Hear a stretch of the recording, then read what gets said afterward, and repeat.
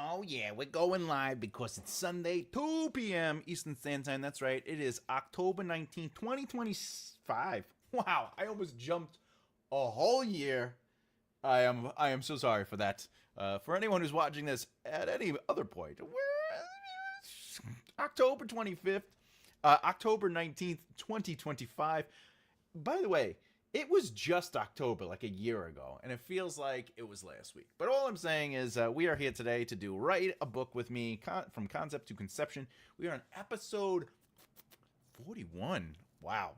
Wow, we're getting there. We're getting there. And we already got some comments. We got Ciao Bello and Bid. Well, salve, Emma. Good to see you here, as always, my friend. Yeah, she is responding to, hey, my pal, my buddy. Just here for the beard, which I understand. So she's gonna put me on mute, which is fine. Hey, Flowers, it's back to having you here. Flowers, I don't know if you noticed, but on yesterday's live, if you did watch it all the way through, you'll see that we did a shout out to you and that we showed you love because we love you. It was a lot of fun, actually. Let's get a quick post share here. Going live with Writing a Book with Me. Come join the fun and song as we write a book in real time. All right. I'm going live. Boom. There we go. I'm not going to share it on the other accounts just today. Now, before we get into it, hey, what's up, SB? Welcome. Oh, yeah, no, we had a lot of fun shouting you out. As always, we like showing love here, you know, that's what I'm saying. What's up, bro? Howdy, everybody. Listen, I only got 3/4 through it before I was like, what's going on? You know, like, I have to move on. Hi, Flowers. What's up, bro? Then I wanted to cry. Well, you know, I can understand. My face can make anybody cry. That's really what it is. What's up, SB? Before we get into it, there is a poll that we will discuss at the end of the hour. The poll is, what's hardest about building a career? And we have 4 choices today. We have marketing, we have consistent writing, we have building loyal readers, and then, of course, avoiding the business side, which, by the way, currently is at 0%. I just want to scratch my nose at that. All right, which is kind of interesting, because building a career, ignoring the bit. Anyway, all right. If you don't know what we do here, hi, Emma. Hey, last night's live was a lot to take in, but I get what you mean. I'm thinking I haven't written my story correctly. Oh, no. You know what? A lot of stuff we talk about and educate on this channel seems overwhelming, but I assure you, as you learn it in bits and pieces and steps, and then you apply it to your writing, you realize you've been doing it all along. But at the same time, it's okay to be missing it and saying, oh, I got to do the work. I got to fix things, because it'll just make it better. But if you're brand new here and you haven't been on the show, remember you could ask questions throughout the entire process. I will be writing a book in real time on the screen. I will be talking through my choices and my methods. Everything is about doing this particular process. As you can see, we highlighted what we finished. We did a lot in 40 episodes. Today's the 41st episode. We already did the brainstorming, the characters, the short form outlining. We did all that. So if you want to watch that and you want to see what that's about, even just to get a little look-see, you just go back to the playlist, Write a Book with Me. It's all in order. Feel free to enjoy that.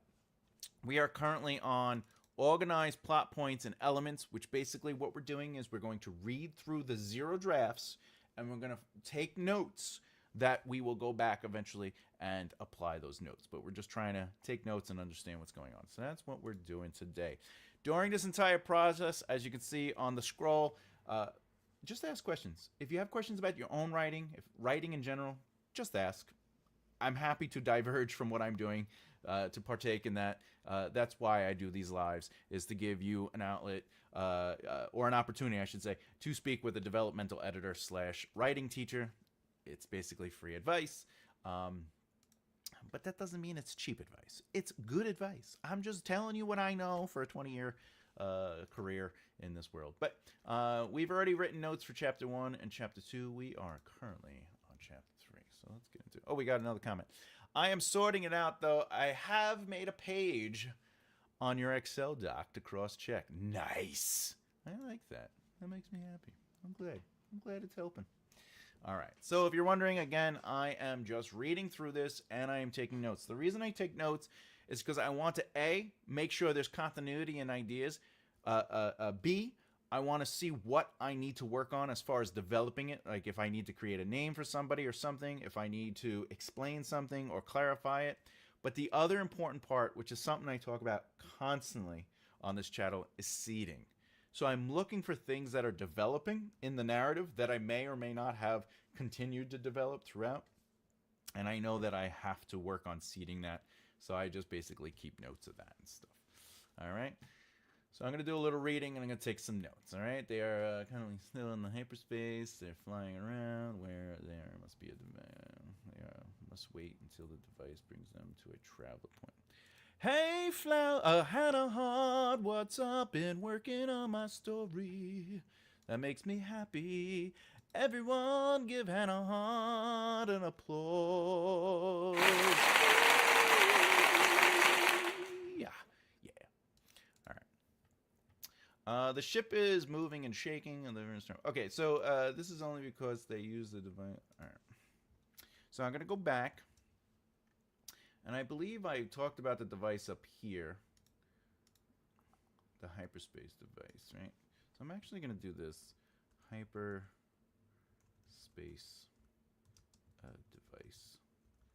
device. Sorry, the way my keyboard is. But here we don't really judge spelling because, you know, dyslexia is dyslexia. But also, all great writing is rewriting, and all great writers have great editors. That's all I'm saying. Hi, Hannah. What's up, Hannah? All right. I'm actually going to go here. I'm going to add... Okay. Go a bit more into the device. And then I'll just make a note that it'll be seeding. Now, the reason I'm doing that is because we... Here on makearightleft.com, you can check out my website, on The Right Mindset. We basically talk about taking any potential exposition or description for description's sake or plot and spreading it out or seeding it throughout the narrative. So when I bring up the hyperspace device here, I don't want to use this beat to explain and explore the device. We want to allow it to move the narrative forward, so narrative momentum, but also we want it to move through character exposition. Basically, the characters are experiencing said world building or lore or whatever the case is, plot, okay? So I always want to have opportunities whenever something comes up where I can add to that information, but through a reframe or a different perspective. So that's why I wrote that note.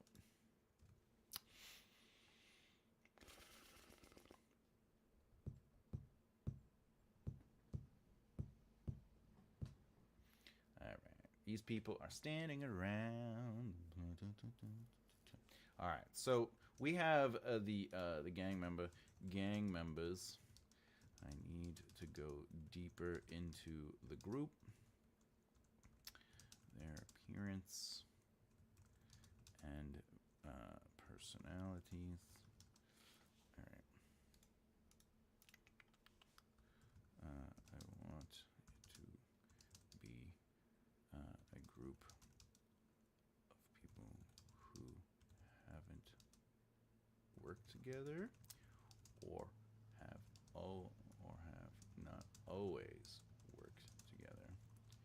However, I want at least two of them to know each other for a long time. So this note is for me to make sure that I'm working on the narrative, that I implement that into the behavior. I'm technically creating positions. The positions are that's the majority of the group of the gang members don't actually know each other. Some of them have worked with each other, but only two of them have known each other a long time. That creates positions. That creates basically factions, etc., etc. But it also helps me with the character behavior and the dialogue once we get them all moving and grooving. So these are the kind of notes that I'm always looking for, or that I give to clients too. I'm trying to understand or get the client to understand what it is that the characters believe, what their positions are, their relationships, because that will all influence their behavior. The more information you can gather to influence behavior, the better. That's why I talk about, I'm not really a fan of the list. It's like, what's their favorite color? When were they born? What's their hair color? How tall are they? Like, I let the narrative dictate a lot of those things, in the mood, in the groove of writing. But it's more important to me to understand their character arc and things that they believe in, because that'll influence the story of the narrative. Because here on The Right Mindset, we talk about how narratives are made up of both plot and story. Plot is what needs to happen no matter what, which is what we're working on. And story is how the plot unfolds through the emotional experiences and choices of your characters.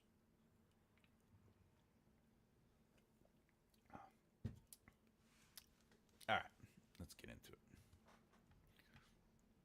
Also, please let me know what you're working on this week, or if you've hit some word counts, or if you hit any milestones. I'd love to hear your successes. And, as always, we will celebrate them. Gang member 3 grabs... Okay, gang member 3 needs a name for sure. Gang member 3 needs a name. Boo, boo, boo, boo, boo, boo. Do we have any names for gang member 3? If anyone wants to come up with a name, feel free. I'm going to hold off on the love interest, though. Only because let's really find their voice before we give them the name. Let's let their voice dictate their name. Whereas the gang member, that's some fun stuff. Laura Fitz? Don't you have a character named Fitzgerald or Fitz? Could have swore, Ro, don't you have a character named Fitz? I don't want to take your character names. Is it Fitz? I don't know. We'll put it there. Potential names. Fitz. Spitz. Oh my god, I almost want to use them.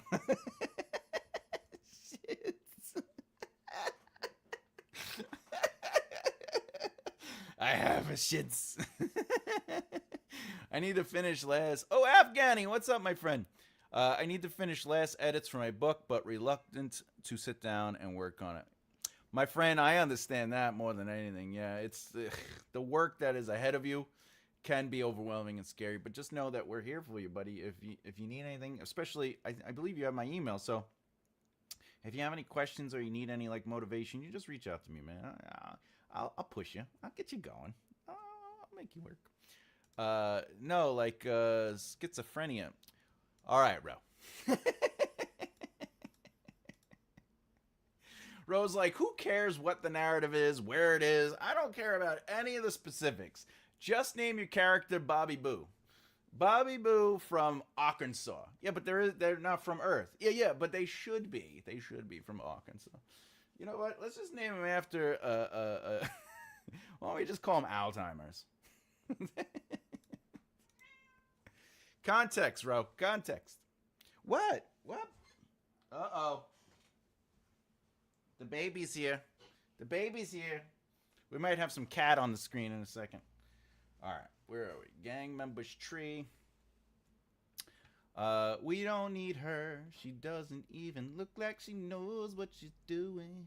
For anyone who doesn't know, the gang members have hijacked her ship, but they don't know how to fly the ship. But they're also making jokes, and she doesn't know how. And it's because this is a newer ship. Because the Haven is taking them to a random location.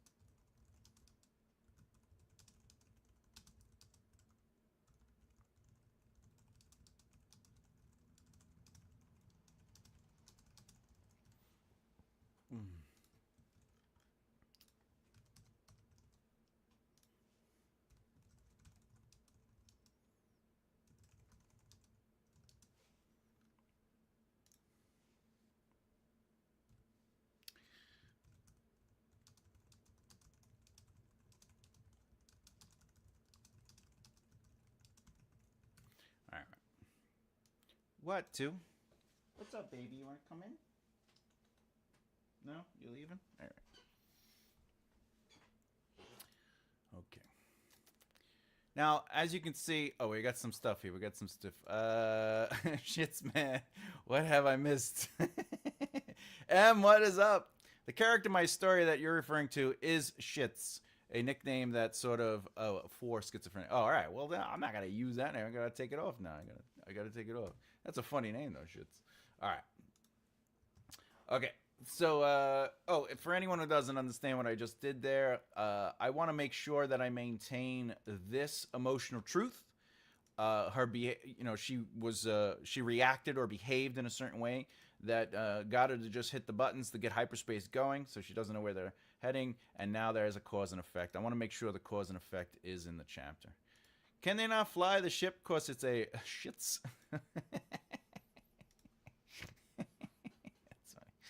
I think Fitz works in a sci-fi better than Fitzgerald. Well, yeah, Fitzgerald definitely not. But I wrote Fitz. Don't worry, I have it up there as an option. All right. The love interest steps in, telling the guy to leave it be to the gang member tree. The love interest asks, she says no because.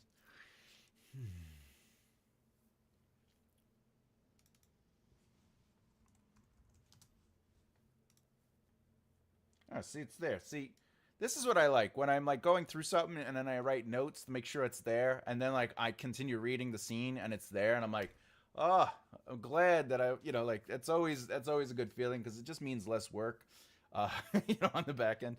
And by the way, we're reading zero draft notes, so that my zero drafts are different than traditional zero drafts. They are literal chapter outlines where I'm not writing prose. I'm just, as you can see, it's just broad general ideas, and I'm showing the rhythm of the scene to kind of get the pacing and the movement out. Mine is pronounced skits, but spelled shits. Well, as Brandon Sanderson says, and by the way, I adapted this because I agree with this phrase. He goes, I named the characters for me, and then once you buy the book, you can call the characters whatever you want. You have earned the right to change your names. And I think that's funny because like sometimes when we're writing epic fantasy, the names are so weird that we read them, we just go like we don't even try to we don't even try to say the names, we just ignore them. But at the same time, it's like there's this debate for Dragonlance. There's a character named Raceland, but some people call him Raslin, or or Caramon, or Caraman. It's there's a place called Quillanesti. Some people say Quillanesti, and take it how you will, Schizo, if you prefer. That's funny. But that's the thing. Like, as writers, you have names, and like, for example, there's a major city in the first book called Silation, and everyone says, no, it looks like it's pronounced Salation. I go, then it's Salation. But to me, when I'm writing it and I'm working it, it's Silation. It's really not a big issue. If people are calling whoever, that's what it is. It's theirs. Let them have fun with it. If they really want to know it, I do have the pronunciations in the book at the end, in the index and stuff like that. So, whatever the case is. All right. Well, and I have to make the emergency alarm go because the ship is damaged.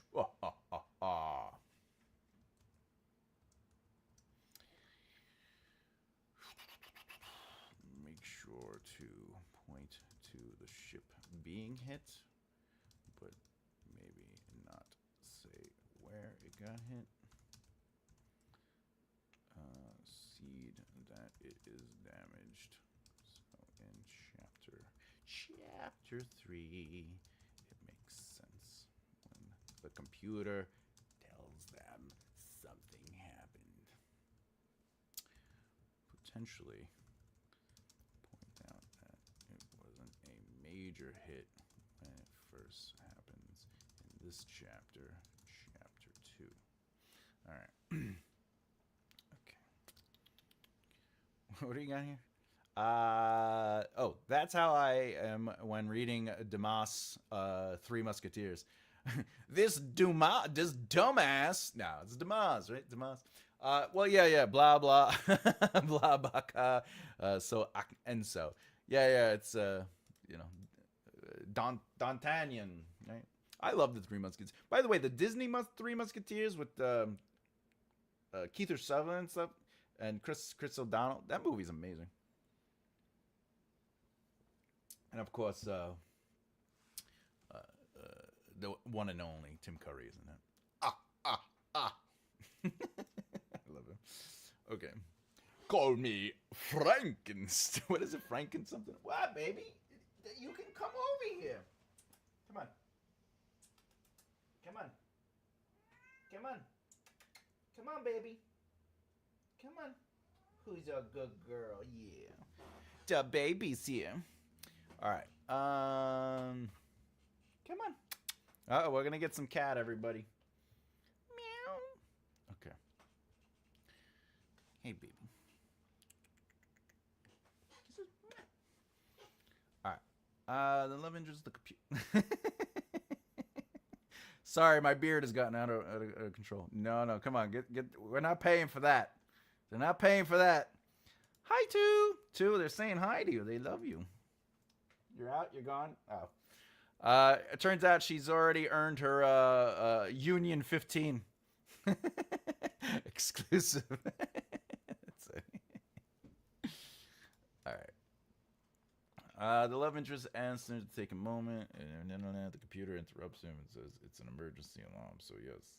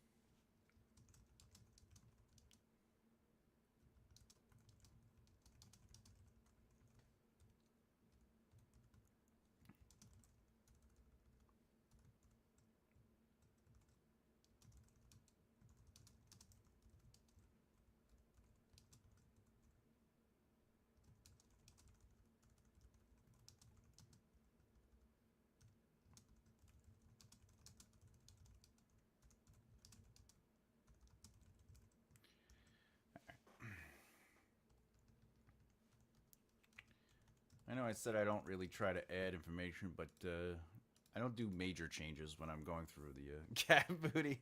Cat boots, ho! We have to pay extra for that. We have to pay. Forget what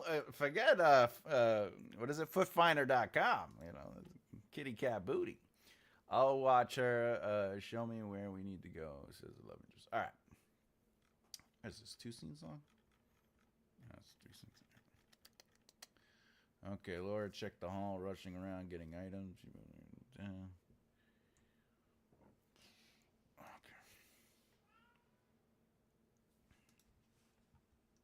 Meow.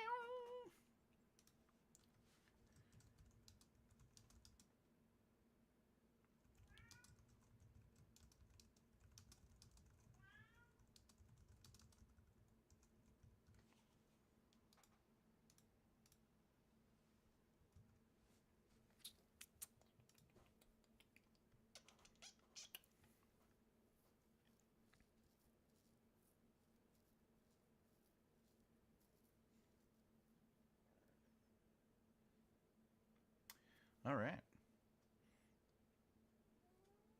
Are you back again? Hey, babies.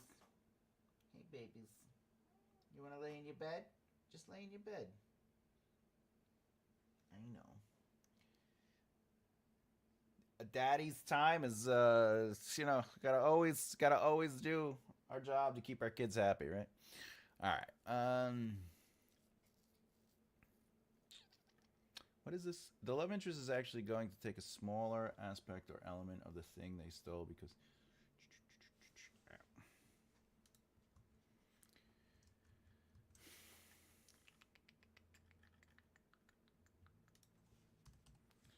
I need the love interest to handle something, which is the thing he stole, and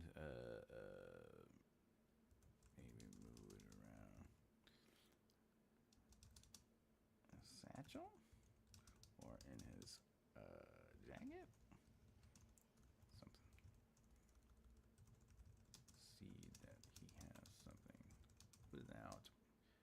going into it. All right. Do do do do. Do do do do. All right. Okay. I wish my spell check would pop up, but it doesn't. I want to see that. All right. What we got? Hey! He also wrote Count of Monte Cristo. That, by the way, not only is the movie fantastic with what's his face, the Count of Monte. Who's the guy who plays movie? It's Jim Caviezel. That movie is amazing. The Count of Monte Cristo. I would put that in my top 5 favorite movies. Shawshank Redemption is my number 1, but that movie is so good. It's ridiculous. It's so good. Richard Chamberlain. Oh, you're talking about in the Count of Monte. That was 1975, sir. That was that guy. I remember that guy. That guy was in a lot of stuff. My name's Richard Chamberlain. Tony Curtis is in that version too, by the way. All right. Also, I'm just throwing this out there. I'm thinking of starting a series in 2026 called, Is It Good? Where like I'll do a video where I'll be like, is Shawshank Redemption's narrative good? And then I'll break down like the narrative. Like I'll break down like, how the dialogue moves and the plot. And then maybe, I'll do movies though, because everyone could sort of connect it. But narrative is narrative. Like you could pretty much, one of the easiest things that helped me really learn narrative is by looking at the quickness of a film and being like, oh, there's the beats, there's the things, those are the things you need. And then when it came to long form narrative, I learned how to breathe in moments and I had to learn to slow down. I had to learn to take a moment. I had to learn that it's less about being a visual medium and more about an emotional medium, because that's what writing is. It's an emotional medium. Even though film has emotion to it, we are driven through that emotion through sight, whereas narratives is. So it was really nice to sort of like mix those two worlds. Showing my age. No worry, Em. I know all the actors that are in that too, but I was no judgment. He uses titles when writing their names, so it's like Madam this and that, etc., etc. Trips me up trying to read it. It's old school writing. Okay, so I'm writing this note here because the device that the love interest has is imperative to the narrative, meaning it's without this device, the narrative couldn't really conclude or resolve, because as you know, if you've watched the series, they use the idea of the device to lead to basically the solution of Act 2's end, and then it's Act 3 where it kind of goes in a little deeper, and we learn that he doesn't actually have the thing because it's still on her ship, and they have to get the ship in Act 3, etc., etc. So the device isn't something that's a loose piece or a subplot. It is actually deeply rooted in the main plot, or the central conflict, as we'll call it. It's also French in origin. That is true. And isn't what's his face? Wait 1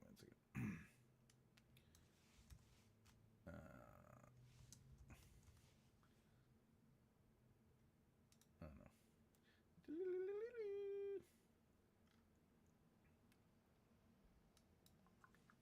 French. Okay, let's keep it going. Where are we? Okay. Gang 3, low comments. Wop wop. We'll get it. You're tough.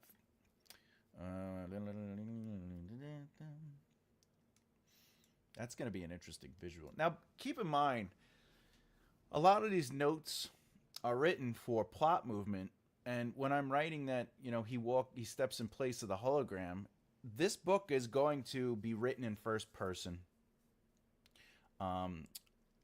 Probably it's going to be first person past tense, but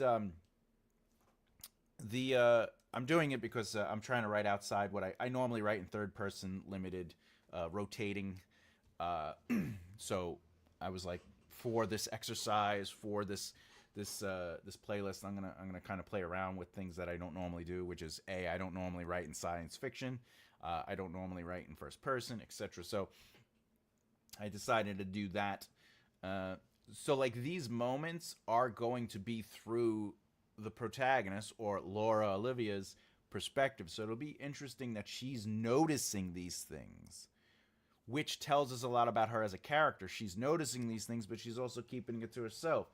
She's not necessarily somebody who is uh, unaware. She's naive for these situations because it's definitely outside her world, because she's just somebody who transports stuff. So it's nice to look at these moments while I'm working on the outlines and the notes to be like, oh, how am I going to approach that, and how does that influence the narrative? Because her noticing that, she's building a relationship with these characters just by their behavior. And I think that's going to be an interesting thing to play with on the page, to sort of be inside her mind and understand what it is she's making of it, because it's her. I don't know. As a writer, those are the things I kind of like to play with.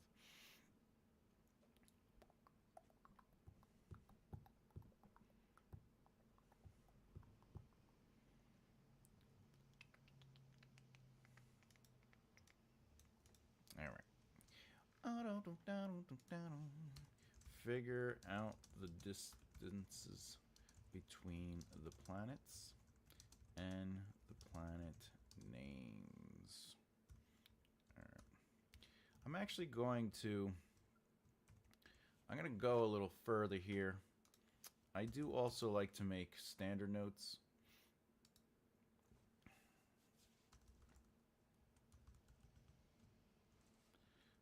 Or standard notes.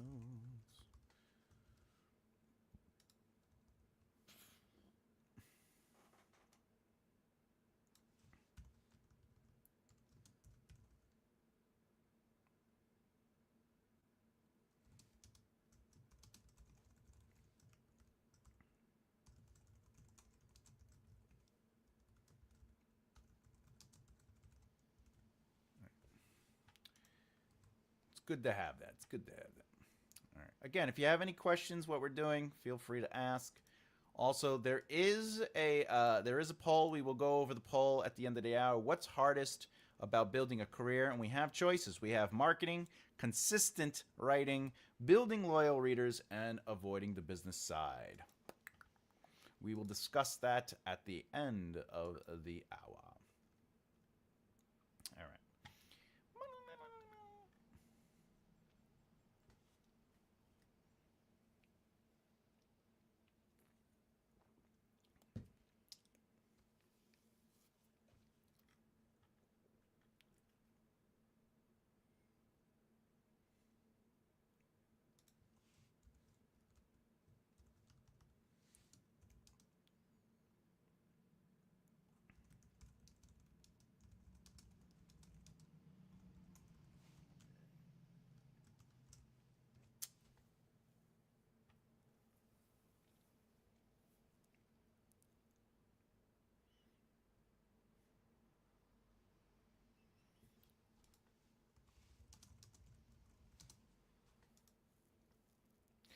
Oh, just for the record, I did that because there wasn't clarity. I figured it out after I read it, but because I had to figure it out, it's important that in your outlines or in any variation of the outlines, you need it to have as much clarity for you as the writer, more so than anything else. And the reason is, without clarity, it's harder to develop context, subtext, or to be able to basically move the emotional truth of a moment if you don't necessarily know where it's going. Because when I'm writing, I'm just using this as a guide, and I'm just writing prose. So if I have to think, then it slows me down, and then it could also mess up or manipulate the piece I'm trying to work on. So that's why I like to try to use the full names. If I had names for all the other characters, that's something I would do.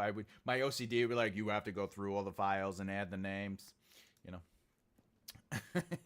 Does anyone else deal with that? Does anyone else uh like when you have to make one adjustment, you'll spend like 30 minutes or 40 minutes just going through all the files and making sure that everything is, when in reality we could just adjust it as we're going through the files, but our brains are like, no, no, no, we'll just do this one thing and we'll do it to every file. And it's like, well, I could do it.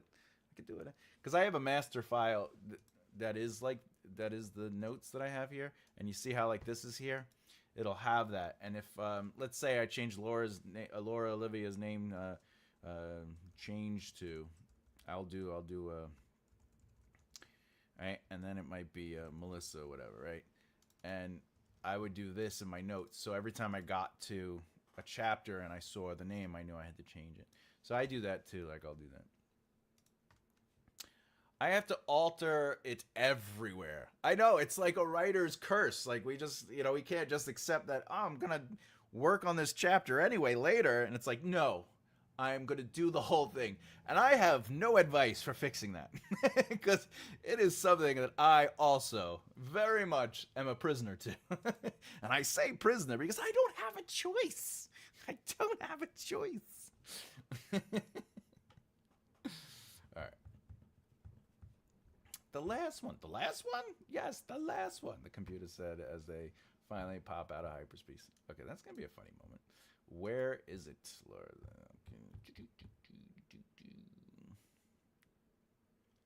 All right, Laura and the love interest are holding the middle together.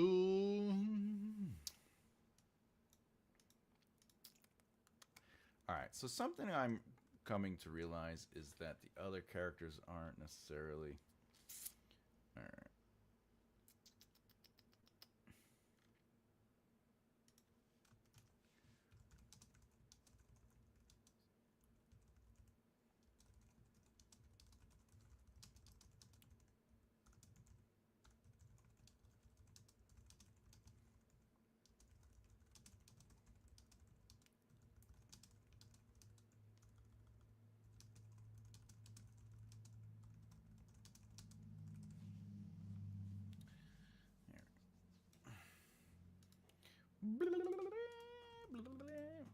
By the way, I do the background color because it shows what words you know aren't necessarily spelled correctly. All right, where's the gang members here? Oh, well, I have that note here, and the reason is because I definitely want the characters to, because I already know member 3 dies, so I want to make sure that he's present on the page more than the other characters because they're going to get more page time anyway, just because they live. But at the same time, for things to pay off or for people to have, like, I don't want red shirts, Star Trek red shirts walking around. I want everyone to feel like they're needed. By the way, though, as some advice, especially coming from the screenwriting world, this is a long form narrative. It's a book. It is what it is. But in film, something that I learned very early on is sometimes you just got to get rid of characters or merge them. And the reason you ever watch a show or TV, a show or a movie that's based on a book, and you're like, oh, they got rid of so-and-so, or they got rid of these plot points. And it's like, well, the budget only allows for so much, so they had to take like 2 or 3 characters and make one character out of them, or they just took it's too much of a subplot to, let's just get rid of it. But really, the long play is gone now because, they're not thinking of like season 2, 3, and 4. They're just thinking we got to make season 1, right? So when I'm writing, I think about that too, not because, I want to get rid of characters, but like if there's, like, let's say there's 6 gang members and only 3 of them are ever really present on the page. The leader, the love interest, and maybe gang member 3. Like, why do I have those other 3 gang members? Well, they create a presence. They create a force. Yeah, but if they're a force and they're in an intimate environment like a ship, then they're not necessarily doing anything. So maybe what if I take those 3 and I turn it into 1, and now I have 4 gang members, and you know what? That's more manageable. It doesn't cost me more word count to introduce them. It allows me to keep even quote-unquote unimportant characters present on the page. They can have a voice and an opinion. They can have a position. So, sometimes I think about that just for word count and just for, because every character on the page that is present in the movement of your narrative. I'm not talking about like villagers or somebody works at a coffee shop and there are customers there. I'm not talking about that. I'm talking about people that are attached to the narrative, and it's like it's going to cost you word count to not only represent them. Who are they? Who, what, where, why, and how? Like all that stuff. It's all about their personality, their positions, their presence, who they look like, whatever. But also, do they add to the scene? Are they saying anything? Are they doing anything? How is their presence pushing back on the emotional truth of that scene? And sometimes you realize, why is this character even here?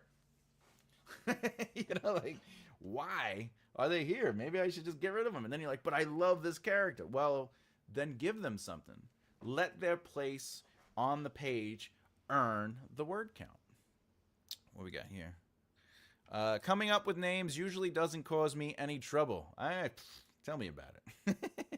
And George turned one character into 3. That's right. Yeah, you're talking about Vader. Starkiller. Anakin Starkiller. Who turned into Luke, Vader, and Anakin. Anyway,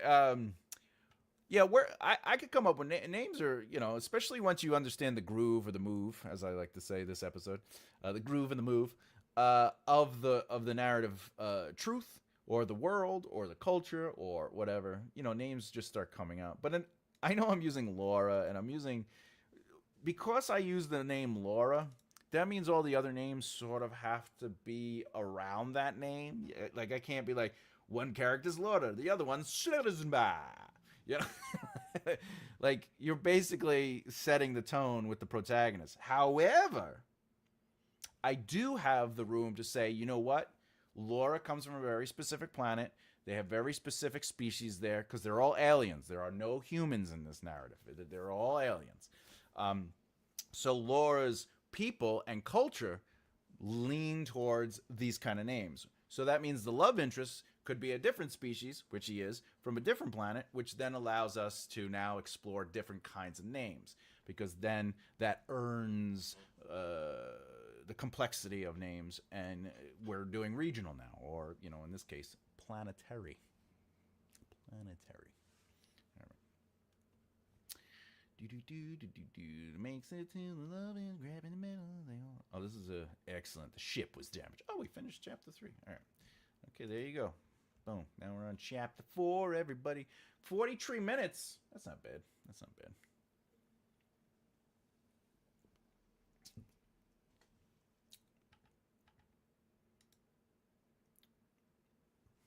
Oh, the gang member's still here. All right.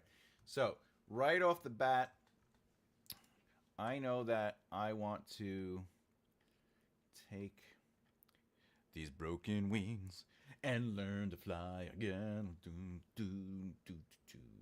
You need to take these broken wings. I'm going to put this right at the top. Build on who the gang members are, as I need to go deeper into the group. But some of the notes, they just are copy and paste, and that's important, especially if certain things are just popping up. You want to maintain a narrative thread or a truth to a character. You're just going to basically keep using the same things. I could even do this now.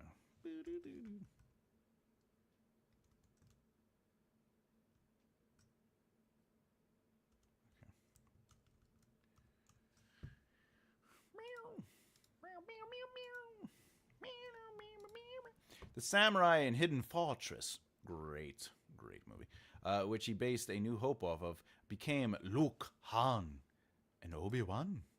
Use the Force, Luke. Use the Force. All right. And by the way, just what I was saying, it's okay to copy and paste notes to make sure you want to do that. I don't want to just kind of pass over that. I don't want to... What is it? I don't want to... What is the thing? I don't want... I don't want... I don't want to... Aerosmith... What is the song? Don't want... miss a thing. Oh, yeah, that's it. I don't wanna close my eyes. I don't wanna fall asleep, 'cause I'd miss you, baby. And I don't wanna miss a thing, 'cause even when I dream of you, even when I dream of you. Sorry. I don't wanna close my eyes. All right, there is something I want to do here. I want to go deeper into the computer's personality, a design, and maybe the history of the ship. Computer brings up past pilots, a history of dealing with things, giving a sense of its age and exploration. All right. Ooh, now my brain is thinking. This could also lead to computer making choices for the planet. Planet that they ended when Laura bashed the buttons to take off back in chapter 2. You see what I just did there? All right, so we know that in chapter 2, the gang members basically hijack the ship, and they don't know how to fly it, but they tell Laura, get us out of here. So she starts getting them out of there. The authorities come into the picture. They start shooting at the ship to stop them. And then she just puts the hyper thing on. She doesn't know how to really, and she just hits the button and it goes. Now we created a cause and effect where this is all connected to the ship itself, right? So the planet, they, and that is one from the computers.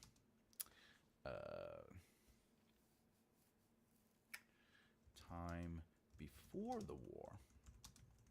All right. This could also influence potential conflict.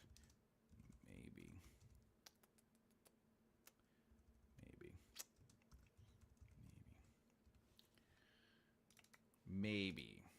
We might not need that, but this is all good. This is all good. All right. The improbability engine. That's funny. All right. Do do do do do do do do.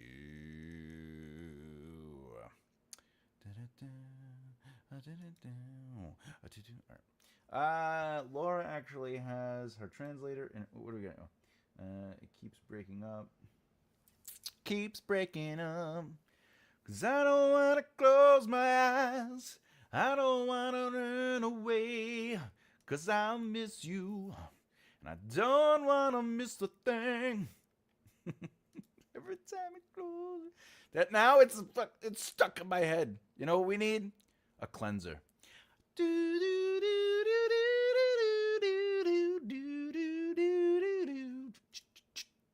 Oh, Ace Frehley just passed away. See you later, Ace. Into the stars. We're doing sci-fi. Into the stars. Yeah. I was meant for loving you, baby. You were meant for loving me. Ooh.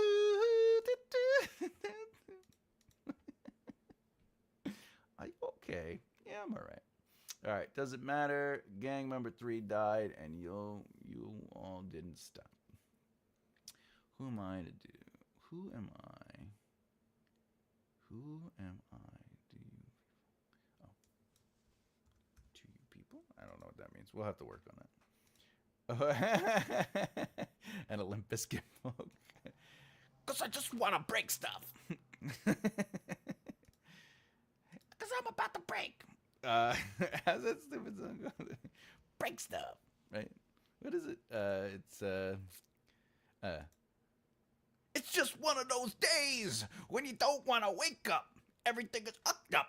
Everybody sucks. You don't really know why, but you want to just rip somebody's head off. No human contact. And if you interact, your life is on contract. You best bet to stay away, motherfucker. It's just one of those days. It's all about the he said, she said bullshit.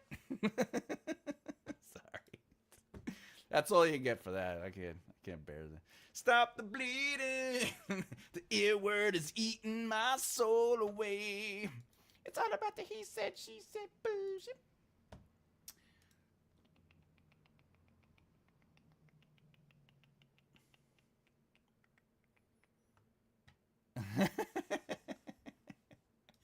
That makes you the lucky one, my friend. That makes you the lucky one. By the way, my singing did force people to leave the room. I just want to point that out. All right, are you hyper today? Me? No. I'm not hyper. I'm fine. Okay. I'm working here. Laura says they don't really have a choice on where to drop off. No more than usual. Accurate, M. Accurate. I remember me and Dave used to call Blink 182 Blink 199.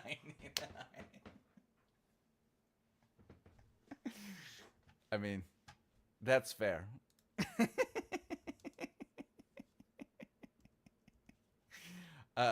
It's alright to tell me what you think about me. I wanna try to argue or hold it against you. I know that you're leaving. Alright, I don't know their music really, but I know those lyrics. I just don't know how they go.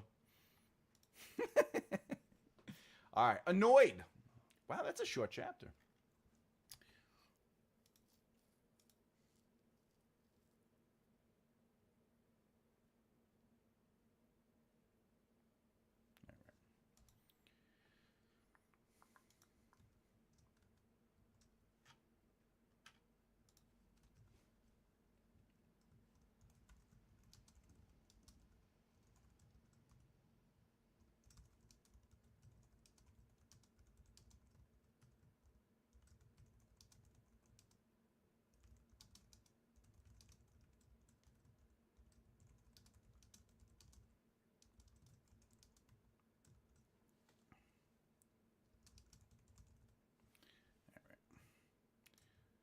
Wow, we get to name 4 planets. We're going to have to name one of them Bob. Can't do that. Can't do that, isn't it? It's already from someone else. All right. Those were the days. Those were the days. Hey, Angel Faye Wright. Hi, Thomas in chat. What is accurate? What is accurate? I don't know. You might have to expand on that, and I'll be happy to answer that. We convinced his son to like decent music. You know, that's what we call the Lord's work. That's all I'm saying. That's what I'm saying. Because I'm the God of thunder and rock and roll, and the spell you're under, it'll surely break your humping soul.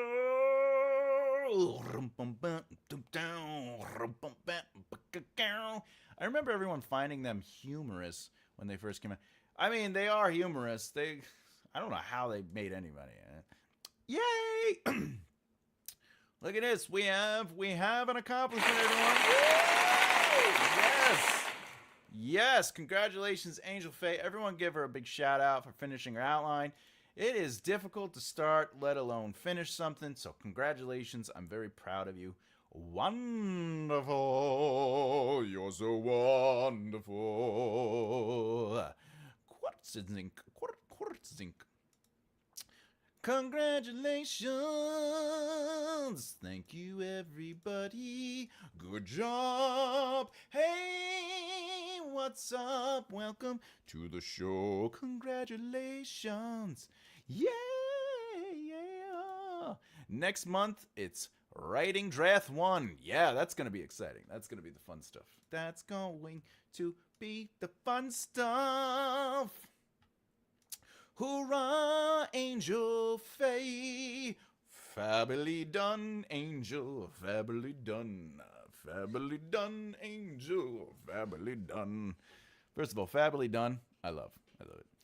All right, everybody. We're at that point. Basically, we're at the end of the hour. We did 2 chapters today. That's fantastic. We're flying through this. We're on chapter 5 for next week. We'll probably get 5, 6, and 7 done. I'll be honest; those aren't too long. Those chapters. The planet name, Quartzink. Quartzink. You know what? Just for the fun, I'll put down it as potentials. Okay, potential names.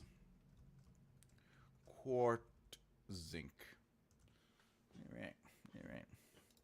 All right. Now, keep in mind, when we're coming up with names, we want to make sure that it's connected to the world. We want to make sure that it's narratively potent to what's going on in the existence of stuff. So keep that in mind. There's the father. Oh, I'm just writing some extra notes. Laura's father.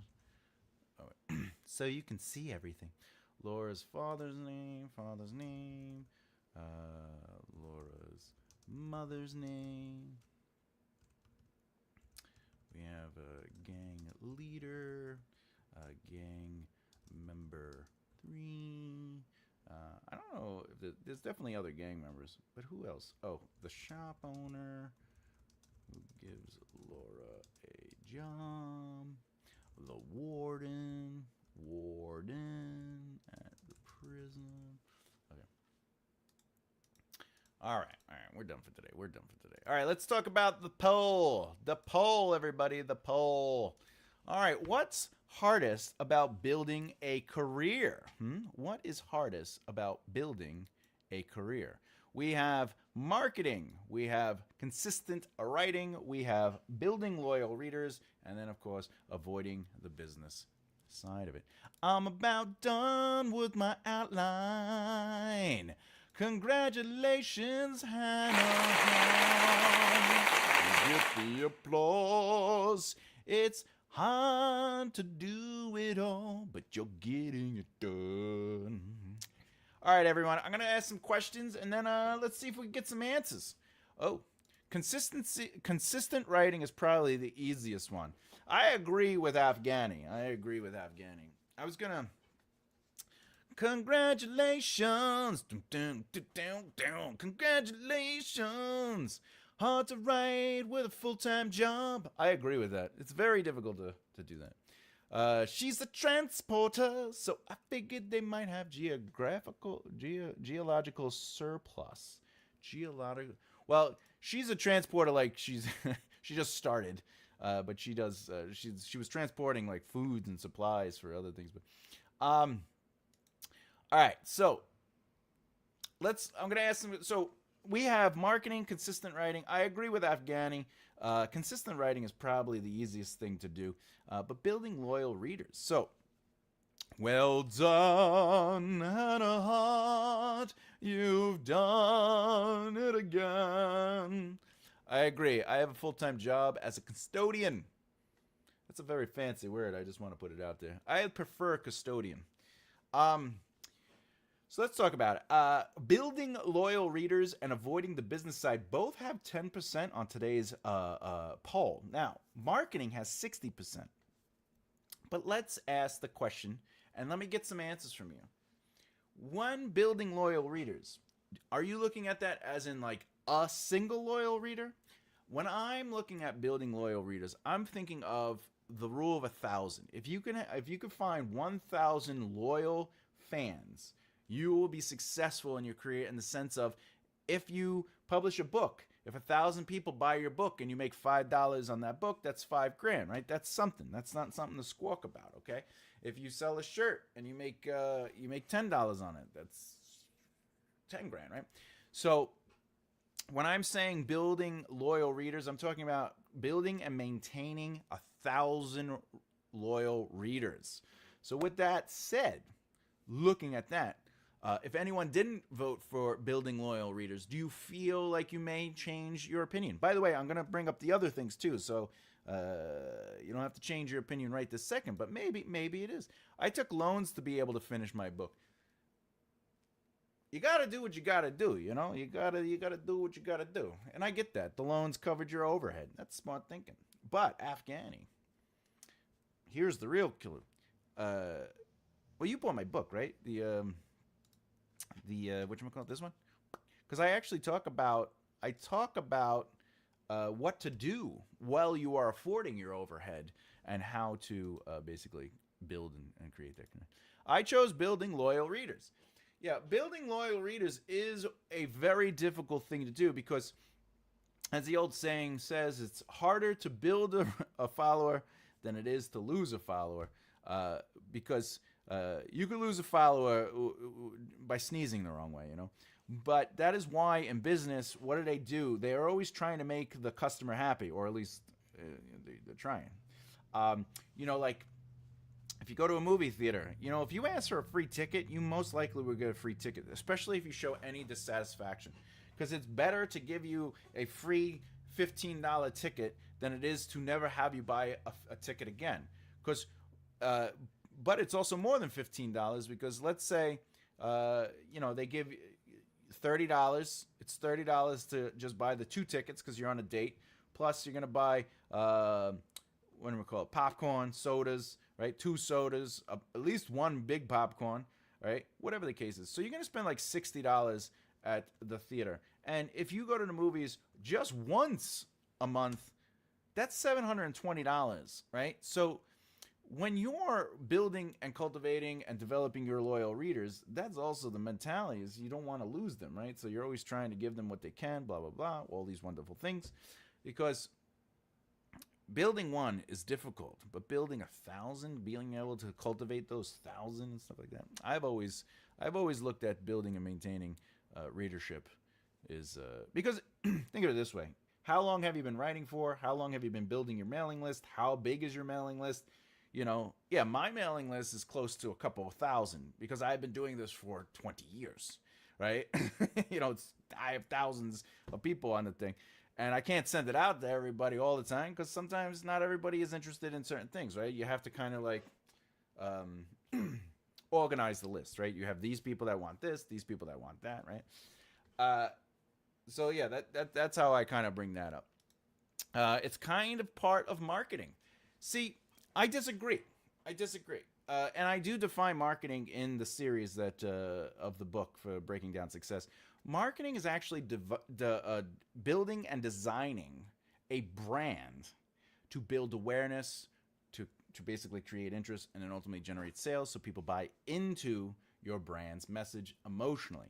A brand is really what you represent. It's your voice, your image, and the conversation you have with the audience. So the voice is what you're trying to say, like what matters to you, your morals, missions, and purposes. Your image is the style and design, and then the conversation is, are the audiences reciprocating what it is that you're presenting? So marketing is actually more about building an awareness to a brand, but not necessarily building an audience of readers. There is a slight difference. To build an audience of readers, it is more considered advertising, because that's when you start presenting the option for a call to action or, why is the word eluding me? Conversion. So conversion is based on advertisement. Marketing is about very specifically developing who you are as a brand. Marketing would be my second place. This is why I think marketing is probably the easiest next to consistent reading. So I think consistent reading is the easiest, and then marketing is second easiest. And the reason is marketing is being true to who you are. So whatever you believe, whatever your morals are, whatever your missions in life are, whatever your purposes are, as long as you consistently represent that, you are technically branding, right? You're marketing who you are. So if on social media, you're always talking about, I hate this, I hate that, blah, blah, blah, blah. Your brand is you hate, right? But if your social media is talking about your adventure as a writer, the things that matter, your trials and tribulations to that career as an author, your positions on things, the things you like to write about, all that, then your brand becomes those things, and you're also shining it in a positive light. Don't think there's 20 years left in these dusty old bones. I mean, that's fair. I don't think there's 20 years left in my dusty bones. That's why I'm just trying to enjoy life. Enjoy each other. All right. So, with that said, I think consistent writing is definitely the easiest, then marketing. I feel building a loyal reader fan base to me is probably the hardest, but avoiding the business side of it, I feel is the hardest for most people. And the reason I say that is because what is running your business? Running your business is organizing your life within the triangle of life, which is network, market, practice, which is managing your time, money, and the people around you, which is, developing your entrepreneurial brain and learning how to utilize your talents, the best lead, follow, and advise at the tables you join. The business side is investing in assets, develop passive income and wealth so you can say yes to things instead of having to say yes to things that don't represent your brand or the things you care about. Because I have to pay my bills, it's not what matters. And then more importantly, running your business is treating your life like a business, and it's also developing those assets. All right. That part is very difficult, especially if we don't have mentors, especially if we don't have the resources, especially if we don't necessarily know what to do. But just the idea to build and cultivate relationships means you have to go out. It means you have to get involved in your community. To market yourself properly outside of social media means you have to get involved in things that matter to you, the missions that matter to you. So if you believe in helping the homeless, what are the missions you get involved in? Even as an author, right? You give, right? You give to that thing. Not saying that's what you should do, but marketing is leaving an impression on people. So the more people you get involved with within your community, in this case, authorship, the more people you can leave your impression on. But it is difficult. It is a hard thing to be like, I have to get dressed, I have to put pants on, and I have to go out. I also have to spend money if I leave the door. And, I live on a limited budget. Maybe that's something you guys are living. Like that is the mentality, whatever. What is this? There's definitely not that. Flowers, don't worry. Don't worry. What's going to happen is your dreams will come true, and you will indeed be bit by a vampire. And then they're going to be like, you get to live the rest of your life out partying and having fun. And I'm telling you right now, please come to the States and bite me, because I would enjoy vampire immortality as well. Marketing is one that scares me the most. But again, reframe the brain. Are you using marketing as, hey, buy my book? Because that's advertisement. That is not marketing. Anything that says, hey, check me out is advertisement. If you're looking for a, why is the word? The word just jumped out of my brain again. Conversion. Every time you're looking for a conversion through a call to action or to get somebody to take action and spend money on you, that is advertisement. So when I'm over here and I say, hey guys, hey, remember I have this book available, it's on makearightleftheere.com, and I start explaining it, that's advertisement. This book is not my brand. All right? The style of the book, the cover, is the brand of the book series, Breaking Down Success, but it is not my brand. My brand is the things I talk about in the book and the way I talk about it, and how I focus on community, how I focus on people, how I focus on giving back, how I focus on whatever the case is, right? The way I work with everyone that watches the show, that is brand. The things I talk about on my social media, that is brand. So that is marketing. But if I say buy this book, that is advertisement. Speaking of marketing, please buy Carlos Sun's book.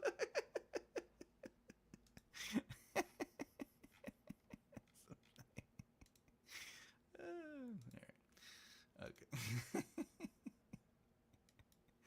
By the way, I think everyone in this group deserves a commission on the sales that are going to happen with that book. I just want to put that out there. Anyway, Afghani, I hope that helped.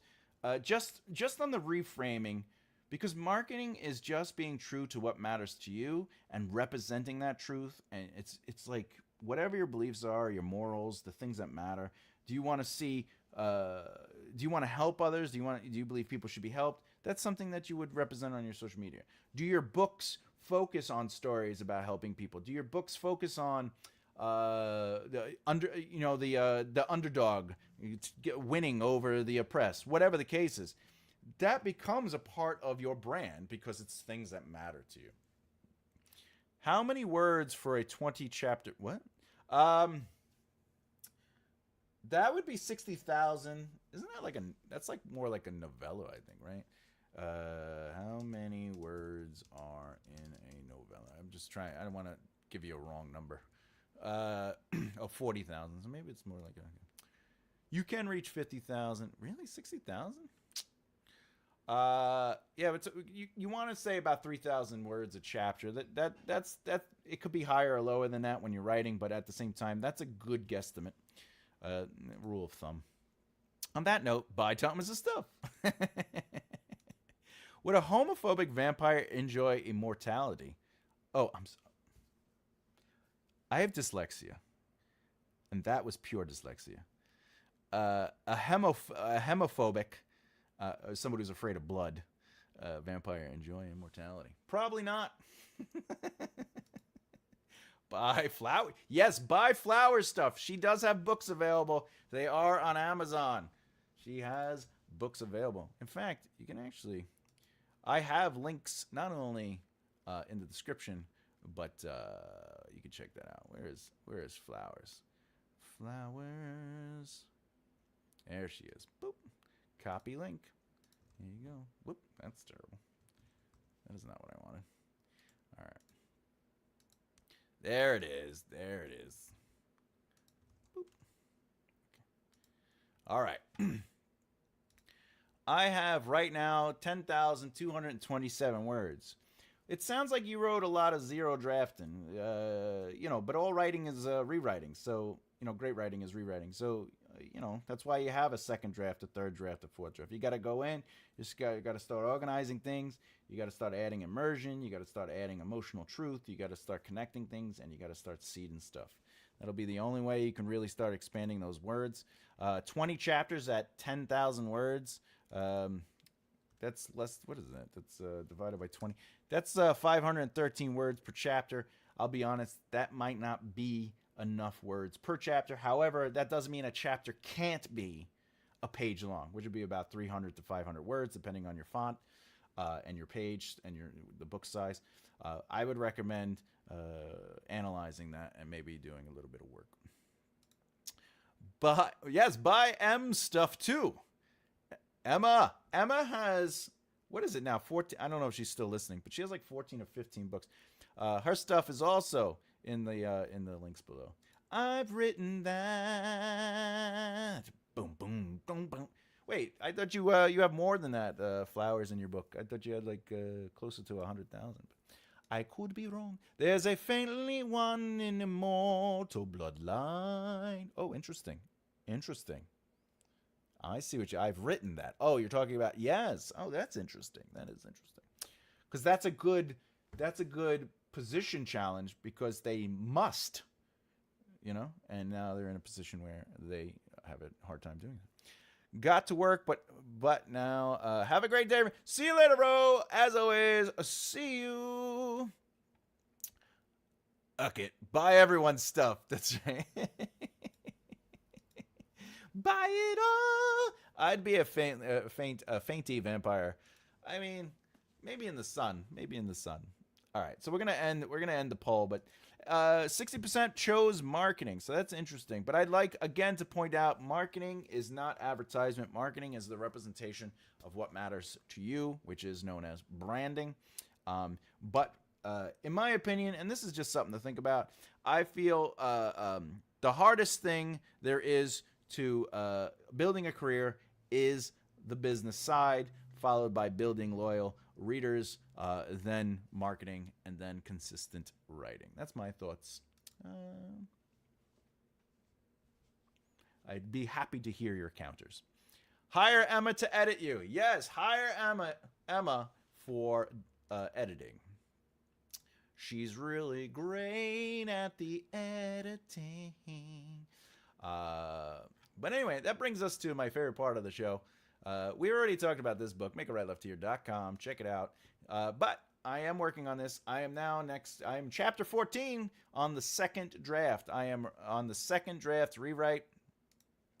And by the way, when I say rewrite, it doesn't mean to throw everything out and just rewrite the book. It means going through, and this is where I'm adding and taking away what is necessary. But this book should be, I'm hoping to get this out December or January. I'm flying through it.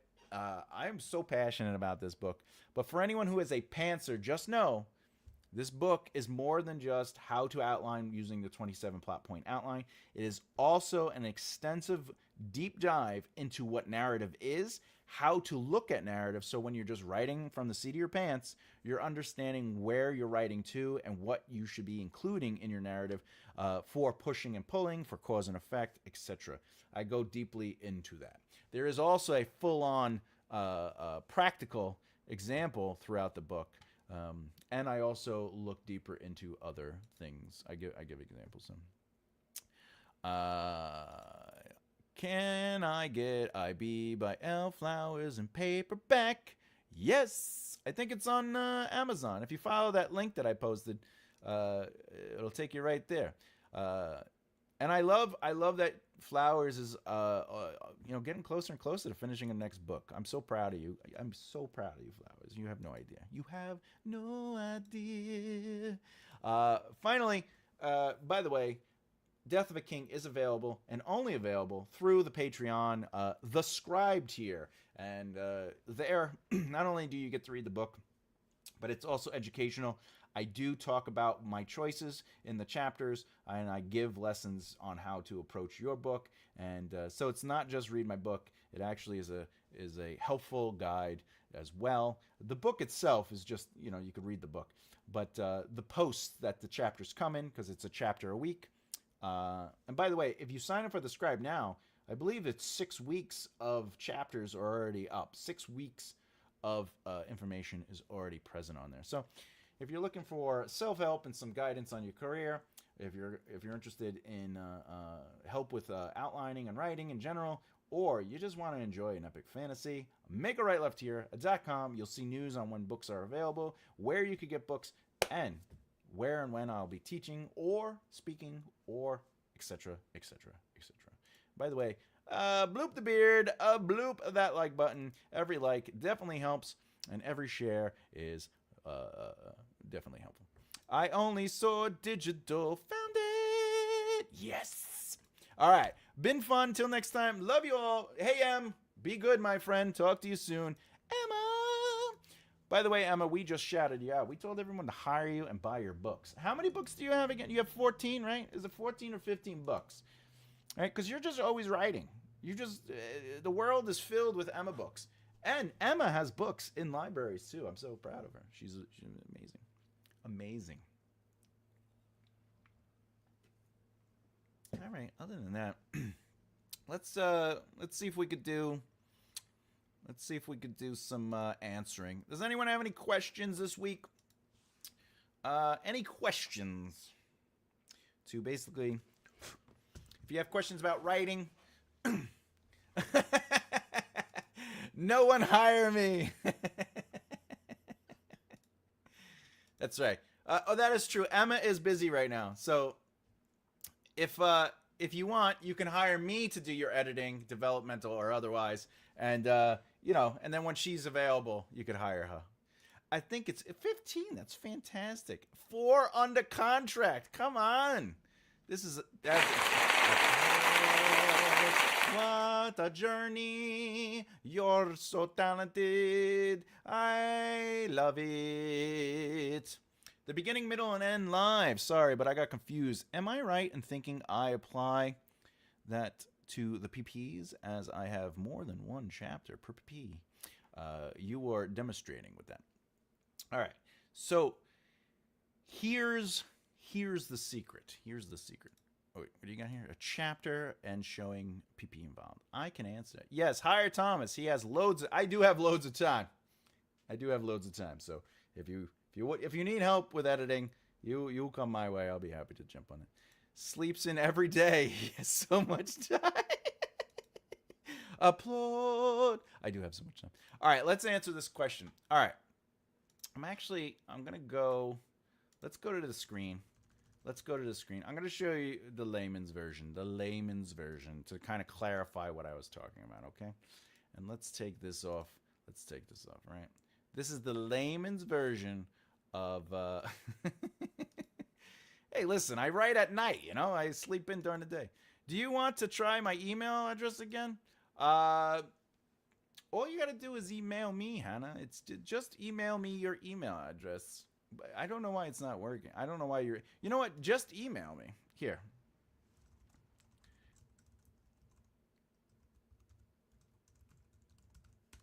There you go. Email me. Boom. There it is. Let me know. Write that email down so I could take it off the... Let me know when you wrote the email down so I could take it off the feed. All right. So I'm going to be answering this. The beginning, middle, and end. Yesterday I did a live... and I talked about how every act, every section, and every plot point, as well as every chapter and scene needs a beginning, middle, and end. So, just to clarify here, let me put this on the screen here. And then you said, what was the other thing you said? Beginning, middle, and end. A chapter, okay, chapter and showing the papa involved. Okay, all right. I'm gonna simplify this for it because my brain needs simple. I'm on it. I'm on it. All right. So, what I was talking about is I was ultimately showing like the shorthand. I was showing like how to outline. So if you're outlining, what you would do is you'd be like act, section, PP, or plot point. Okay, so this has nothing to do with acts. I mean, nothing to do with chapters or scenes. Okay, the thing, plot points. The thing I was explaining yesterday was basically looking at short form outlining and how to expand on each beat. So if Act 1, Section 1, okay, so Act 1 might be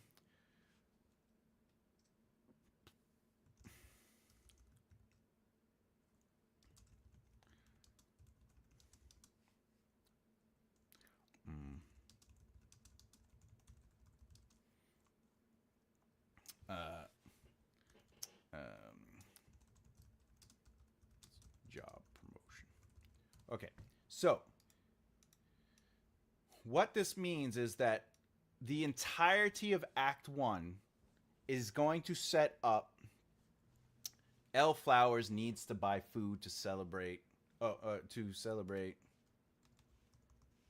friend's job promotion. Okay, now to be clear, let's say the full-on narrative is Elle Flowers' friend gets a job promotion and the job is really difficult, and Elle Flowers used to work in that field before she retired and ends up helping her friend, which leads to her getting hired, and her friend eventually is pushed aside, which is in her head, and ultimately Elle Flowers leaves the business so her friend can keep her job. All right, so if that is the main plot, this is the full narrative, this is the central conflict, you have to break this up into a beginning, a middle, and an end. Now, technically, it has the beginning, a middle, and end in it, right? So, but friend gets a job promotion, and the job is really difficult. So the first act is going to explore Elle Flowers needs to buy food to celebrate her friend's job promotion. Or more importantly, Elle Flowers' friend gets a job promotion, and Flowers wants to celebrate this victory. All right, so we'll do it like that. So Act 1 is just very simple. That is the beginning of your narrative. So that means every chapter in Act 1 needs to satisfy that plot point beat. But then you need to break that down into a beginning, a middle, and end. And then that's where the sections come in. So sections 1, 2, and 3 is Act 1. So how do we break that down? Well, section 1 will be all about Flowers' relationship with her best friend, and learning about the promotion. Okay? All right. Flowers wants to help and wants to celebrate this victory, but the friend is having a hard time at the new position. Okay, and then Flowers decides to help the friend because it's what she used to do before she retired, and okay, and this leads to Flowers getting hired. Okay, so excellent. I'm gonna take it just because I don't want it on the internet. All right, right. Okay, so now that section 1 has a purpose. The purpose is Flowers' relationship with her best friend, right? So we need to show Flowers' relationship with her best friend and learn about the promotion. So that brings us to plot point 1, plot point 2, and plot point 3. So everything has a beginning, a middle, and end. So the first plot point is going to do what? Explore the relationship with Flowers and her best friend. That's all that has to be done in plot point 1. Now that could take a chapter. You could do that over 3 chapters. You could do it over 5 chapters, whatever. You could, whatever it is you want to do. Now each chapter can focus on a very specific thing. The first chapter could focus on Flowers' life as somebody who's retired, right? So if we wanted to, we could just literally just be like, you know, chapter 1 is Flowers' life retired. Chapter 2 is Flowers and her friend hang out, right? And then Flowers and her friend. Oh, Flowers.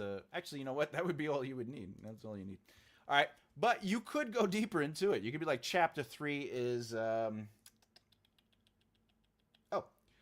Flowers' friend needs a new job because her old one doesn't take her seriously. So why is that important? Well, we're seeding the fact that she gets in her own head, right? Because maybe their job isn't there. But plot point 2 is the inciting incident, which means it's going to disrupt whatever it is we set up in plot point 1. And in this case, Flowers is retired.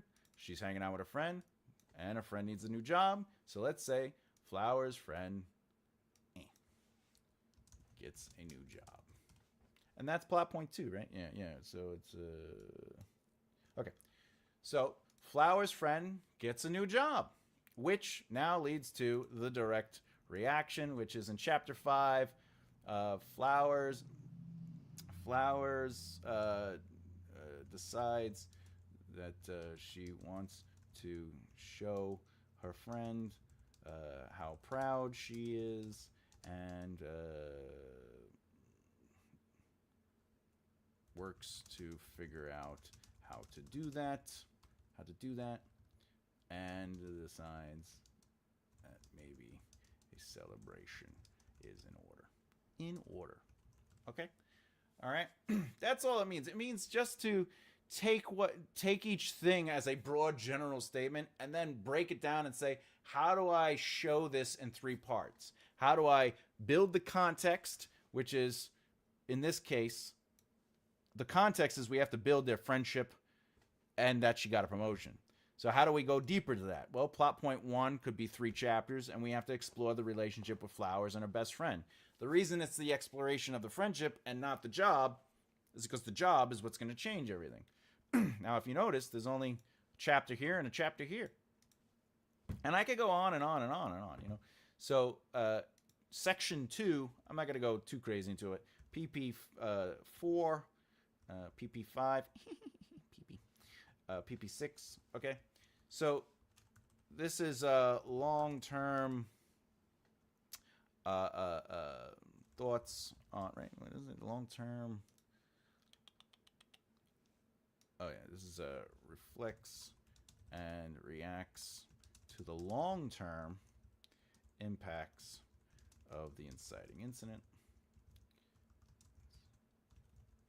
All right, this is takes action. That's the easy one. Okay, and then the immediate consequence of those actions. And remember, consequences can be positive. They don't always have to be negative. I'd actually do this. I would make this PP4 only because that feels more like plot point 4. So what is the immediate reaction? Finds out it gets a job. Right? I don't know. I'd have to put a little bit more thought into that. But anyway, that's what it means. It means to just look at everything in steps and stages and just say to yourself, this is a beginning, a middle, and beginning, middle, and end. I hope that clarified it. I tried to simplify it. What we got here? Right? Nods. Excellent. I just sent you an email. All right. Now 2 emails. Well, I'm doing the live, so give me a second. One with my email address and one with my book blurb. Excellent. I will look at that either later today or tomorrow, just because I have a couple other things. I have a busy day today after this. That's what I've been doing, but for some reason, I've misunderstood yesterday's live. I need to check. I'm pushing back on what I've set up to, so I will go over outline. Yes. I love that you said push back. And to anyone who's watching and listening, always push back on what you set up. So any context that you set up, the context is so the reader understands what's going on, who's in the scene. It's the who, what, where, when, and why. It's the details, though you can be vague but informative. You could explain enough to answer the questions that create clarity, but you could leave it vague enough where the reader also has questions. Why? Because you want to slowly answer those over the course. Whatever it is you do set up, that context, in the middle, whether it's section 2, whether it's act 2, whether it's the middle of a chapter, you're always going to just push back on whatever context you set up. So basically, if you set up the context that someone is brave, you have to challenge that by putting them in a situation that challenges their bravery and sees what their limits are. Now, technically, if we're talking about acts, Act 1 sets up that they are brave. Act 2 challenges them to be brave. However, the midpoint conflict shows that maybe they weren't truly brave because they got pushed to their limits. And then Act 3 will actually thrust them beyond their limits to show that they truly are brave. They, because there's something about the midpoint conflict that made them, the truth of the lie was revealed. They believed they were brave, but they found out that they aren't brave enough because of X, Y, Z. But it is in Act 3 that they realize they are brave because they show that they have resilience and they push through their fear, which makes you brave. It isn't brave to be brave in situations that don't need it.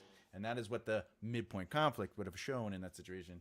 Whereas Act 3 shows, wait, they were always brave because they pushed through the fear. And that's truly what bravery is, right? So that's what that means. I love that you were talking about pushing back.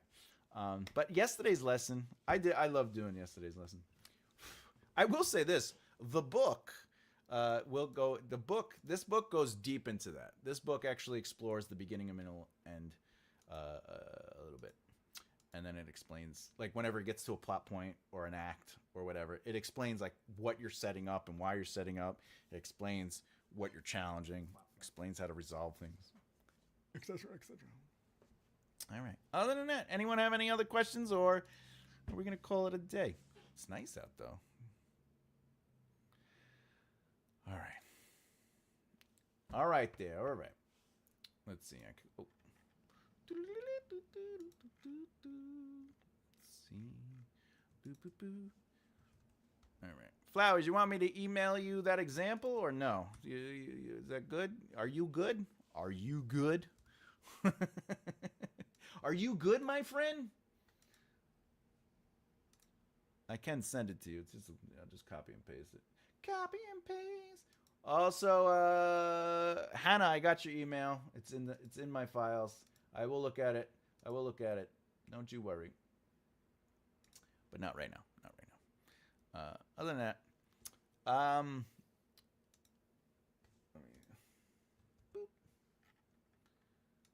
example. Holy crap! Look at all these spelling errors. Oh no, it's just commas. Yes, I'm good. Thank you. Yes, you're good. Yes, you're good. You want it? Or yes, you're good. I don't need that crap. Sorry, my brain is like, oh my god, my spelling is like terrible. All right.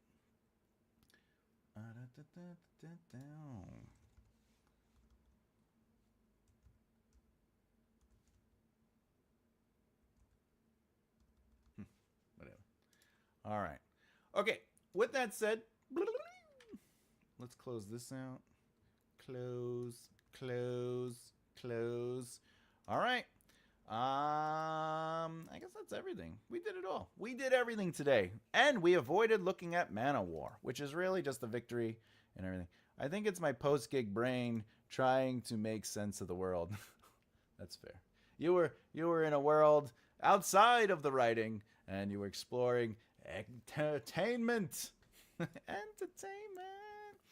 All right, with that said, I think... Oh, wait. Before I go.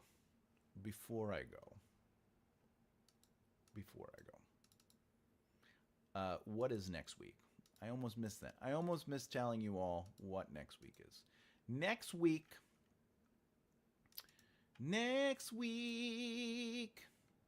All right, here we go. Wow, this year is almost gone. That is crazy. Wow. There are only 74 days left in this year. Anyway. All right, so this Wednesday, at 2 p.m. Eastern Standard Time, the first of 2 pre-recorded videos will be Pros on Prose. We will be going over Gone Girl by Gillian Flynn. And the video explores her prose to look at the logical narrative movement, to understand what she's using and not using, to really break down the writing, her writing. So that should be fun. There's still loads of years left, shush. I mean, that's true. I mean, any amount of loads are definitely worth exploring, but let's be honest. I wish we didn't have years. I wish we were just immortal, you know? Friday, my good buddy Jody J. Sperling, author and entrepreneur, he will be doing an interview with the Right Mindset podcast. That was a fun... By the way, we agreed more on that podcast than any podcast previously between him and I. We usually do not agree. Saturday is going to be a light day. We are going to do a writing sprint, and we're going to just have some fun with ourselves, and we're going to just be able to use that time to make things happen. And then, of course, Sunday, as always, write a book with me from concept to conception. All right, other than that, we are done. We had fun, and it is time to go. Thank you again for everybody. Give me your time. As always, these weekends, I look forward to them every single time. So with that, I am Thomas J. Bellezza. And as always, keep developing the right mindset. I'll see you next time. Love you, boy.